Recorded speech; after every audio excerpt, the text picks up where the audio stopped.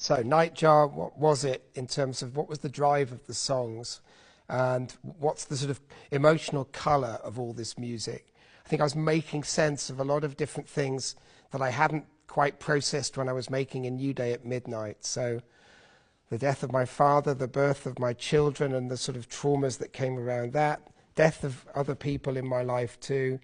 So there's a sort of mortality slant, the sort of darkness that the world had about it too, the sort of the Blair Bush union, the beginning of this kind of postural politics that was utter bullshit and just a total lie from start to finish, the Iraq war and all that stuff, the beginnings of where we are now, so the sort of shadows that were on the world and the shadows that were in me, and just fame and success and the discomfort of that.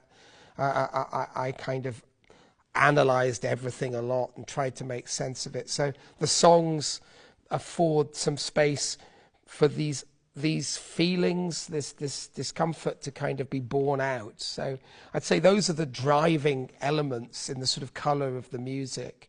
It has this kind of tone to it, a kind of slightly darker tone, definitely. You know, that's the sort of emotional palette, if you like, of what Nightjar is. It's the offcuts that didn't make it onto Life in Slow Motion, but they kind of bear the same sort of emotional imprint.